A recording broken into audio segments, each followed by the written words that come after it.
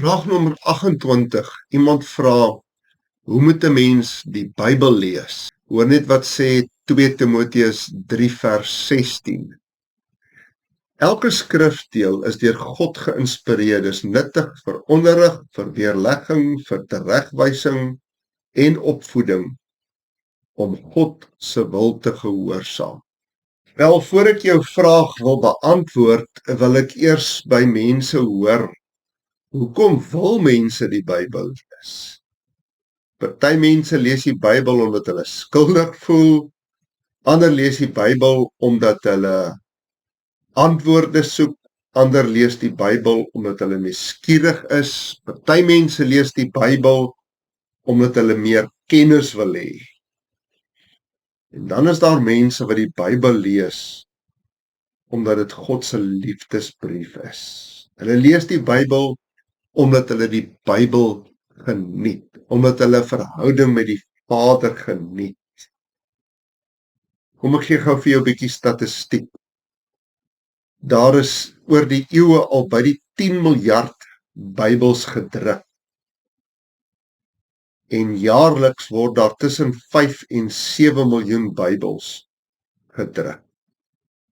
Dis duidelik dat die Bybel die mees geleesde boek van die geskiedenis is. Jy kry Bybels in die grootste en duurste hotelle waar 'n Gideon 'n Bybel geplaas het. Jy kry 'n Bybel op die sendingveld. Jy kry in kinders van die Here se huis kry jy 3, 4, 5, 6 verskillende soorte Bybels.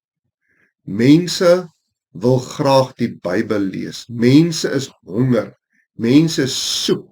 Mense wil met God connect.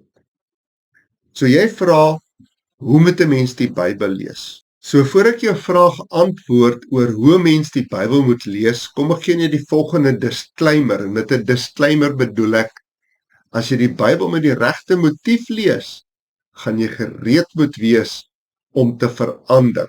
Want God se woord, die Bybel, is 'n swaard met skerp snykante. Hebreërs 4 vers 12. Dis 'n hamer wat deur alles kan breek. Jeremia 23 vers 29. Dis 'n vuur wat jou skoon skroei. Jeremia 23 vers 29. Die Bybel is saad wat lewe gee. 1 Petrus 1 vers 23. En die Bybel is 'n lamp vir jou voet en 'n lig vir jou pad. Psalm 119 vers 105. Om jou vraag te antwoord oor hoe om die Bybel te lees. Nommer 1, begin die Bybel lees, vers vir vers, hoofstuk vir hoofstuk. Vat 'n Bybelboek, begin lees van hoofstuk 1 vers 1 en luister na wat God vir jou daaruit wil sê. Sommige mense stel voor dat jy 'n Bybel leesprogram het van byvoorbeeld om die Bybel in 1 jaar deur te lees. As jy dit wil doen, moet jy 4 hoofstukke per dag lees. Dit help nogal as mens 1 hoofstuk uit die geskiedenisboeke van die Ou Testament lees, 1 hoofstuk uit die Psalms, 1 hoofstuk uit die 4 evangelies en 1 hoofstuk uit die briewe hier van Romeine af tot in Openbaring. Nommer 2, wanneer jy die Bybel lees, is dit belangrik om te luister, want God wil met jou praat. Die Bybel is God se liefdesbrief. Hy wil met jou fellowship hê, hy wil met jou kuier, hy wil met jou gesels. Daai oomblik wanneer jy iets raak lees waar jy voel dis God wat met jou praat, is dit belangrik om dit neer te skryf.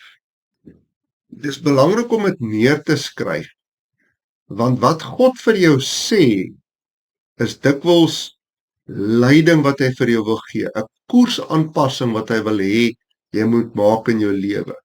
Dalk is dit 'n woord van bemoediging vir jouself of vir iemand anders. En as jy dit nie neerskryf nie, gaan jy dit maklik vergeet. Ek noem my joernaal waarin ek alles neerskryf wat God vir my sê, my padwyserboek. En ek doen dit in die hand van Jeremia 31 vers 21 waar daar staan, rig vir julle padwysers op, bring vir julle rigtingborde aan, sodat julle kan sien die pad wat die Here julle God met julle geloop het.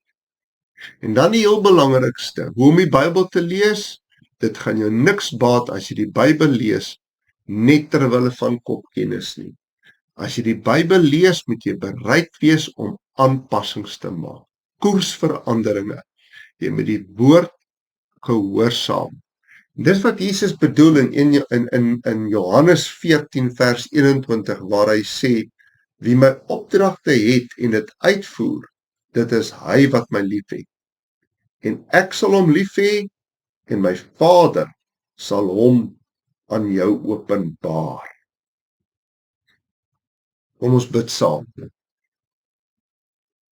Vader, u woord is voorwaar 'n lamp vir my voet en 'n lig vir my pad. Ek bid dat u ons sal help om u woord, die Bybel te lees soos 'n brief, soos wat u self bedoel het dit moet wees. 'n Woord wat lewe gee. 'n Woord, 'n Bybelgedeelte waarin u met ons wil praat om ons lewe op te bou en ons te vorm om meer soos u te wees.